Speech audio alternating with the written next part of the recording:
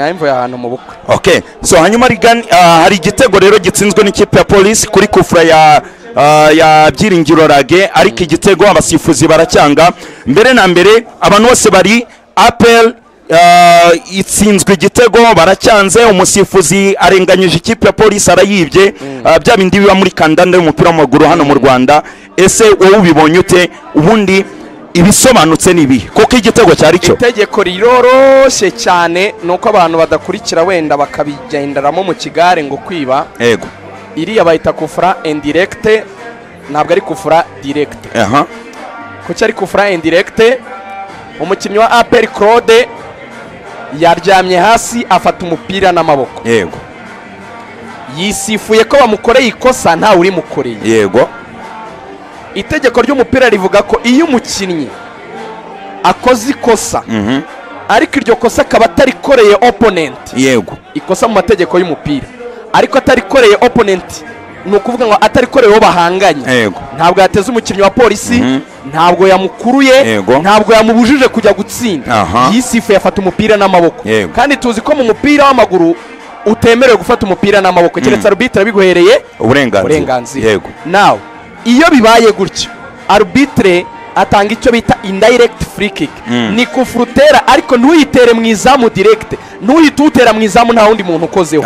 Igitego gitsindwa kuri iyo kufra gisaba ko wowe ubuteye hari mugenzi wawe ugomba kukoraho, cyangwa se niyo yaba atari mugenzi wawe wo mu mukinana mu ikipe akaba ari muri ekipe ya adversary uwukozeho, yaba umukinnyi w'imbere cyangwa gardien niyo yawukoraho, gardien w'iyo kipe ugiye guteramo iyo kufra anayikurikiye agakozaho imitwe y'intoki, igitego kiremerwa.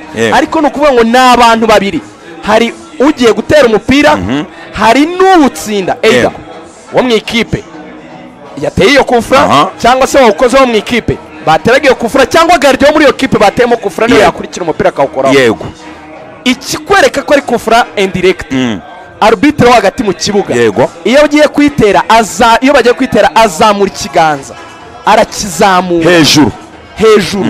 Iyo ari kufra direct atunga ikiganza mu izamu aragitambika. Ujye ubibona, atambika ikiganza akavuga ngo watera direct mu izamu. Iyo ari indirect azamura ikiganza agasifura. Ni ukuvuga ngo nguhaye ibwiriza ry'uko iri kosa ribaye ntabwo uhita utera umupira mu izamu, wawupasa mugenzi wawe, cyangwa se niba ufite amayeri ku buryo wawukozaho umukinnyi w'ikipe muhanganye upfa kuba wabanje kukuva ku kirenge ugakora ku wundi muntu ukabona kujya mu izamu. Rage rero we ntiyakurikiye arbitre kufra atanze ngo niyihe ngo arebe ese amanitse ikiganza avuga ko ari kufra indirect ya indi badatera mu izamu direct, cyangwa yatambitse ikiganza ambwira ko ngomba gutera mu izamu direct. We rero Rage icyo yakoze yahise atera mu izamu, umupira uragenda nta muntu uwukozeho, uragenda ugera mu izamu. Hanyuma yarakoze icyo bita gutera kufra direct, direct nyine ni ugutera mu izamu direct. Bivuga ngo yanyuranyije n'iki itegeko ry'umupira rivuga, ryamubwiraga ko kuko umukinnyi wa APR afashe umupira n'amaboko atakoreye kosa umukinnyi wa Polisi, si kufra direct ni indirect. Wagiye gutera atera kufra direct. Itegeko rivuga ko iyo bibaye the game restarts with the goal kick. Bongera gutangira action yo gukina umupira uteretswe imbere y'izamu ryaterwagaho kufra.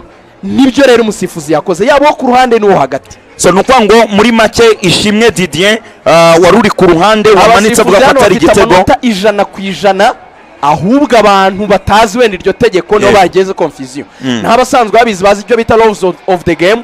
Nta hantu watanga kufura direct mu gihe umukinnyi wa adversary wakoze ikosa cyangwa umukinnyi wa APR Claude atakiniye nabo umukinnyi wa Polisi. Kwisifura it's a foul, kwisifura ugafata umupira n'amaboko it's a foul. Ariko nibitanga icyo bita direct free kick, bitanga icyo bita indirect free kick.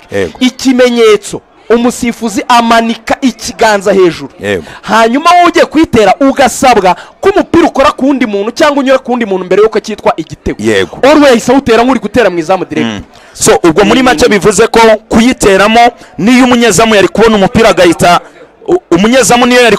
agahita witaza nta kibazo. None ngo umunyezamu niyo yari kubona umupira akawitaza ukajyamo iyo witaza nabwo biremewe ikibazo ahubwo iyo ajyana ikiganza akawukoraho kuri iyo Pierre akoraho kiriya cyari igitego cyangwa iyo mupira unyura ku mukinnyi niyo yaba atabishaka wa polisi uri kuri miri ukamukoraho ugakomeza mu izamu cyangwa ugakora ku mukinnyi wa APR ukamukoraho ugakomeza mu izamu uriya mupira avuye ku kirenge cya Rage iyo ugira umuntu ukoraho uwo ari we wese deflection iyo ariyo yose uwo ari we wese cyitwa igitego yaba bishaka cyangwa atabishaka ukajya mu izamu ariko ikibazo we yahiteye nk'uko batera za penalty urabibona kwa kuntu umuntu aza agahita atera penalty rimwe vuba kwa kuntu umuntu ashota mu izamu direct ntabwo byemewe rero ikosa ni irya Rage abasifuzi bafite ukuri yari gutera indirect free kick cyangwa se yari gupasa cyangwa se umupira akawutera ugakora ku wundi muntu wese awutera mu izamu direct.